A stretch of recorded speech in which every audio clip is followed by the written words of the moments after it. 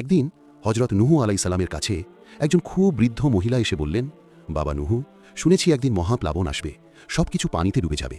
সেই দিনটা কবে আসবে? নুহু আলাইসাল্লাম মমতা ভরে বললেন, মা, যেদিন সেই সময় আসবে আমি অবশ্যই তোমাকে জানিয়ে দেব।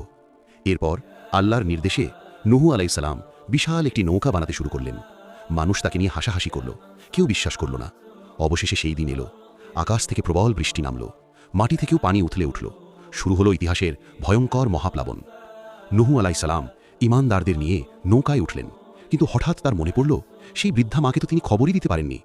দীর্ঘদিন পরে যখন পানি কমে গেল আর নৌকাটি পাহাড়ে থামল, নুহু আলাইসাল্লাম নেমেই সেই বৃদ্ধাকে খুঁজতে বের হলেন। হঠাৎ তিনি দেখলেন একটা ছোট্ট কুটির ঘর, ঘরের ভেতর মৃদু একটি বাতি জ্বলছে। ভেতরে ঢুকে দেখলেন সেই বৃদ্ধা মহিলা শান্তভাবে বসে আছেন। নুহু আলাইসাল্লাম অবাক হয়ে জিজ্ঞেস করলেন, মা, আপনি কি কিছুই টের পাননি? মহাপ্রলয় হয়ে গেল। বৃদ্ধা শান্ত কণ্ঠে বললেন, বাবা, আমি তো সারাক্ষণ আল্লাহর জিকিরে ছিলাম, কিছুই টের পাইনি।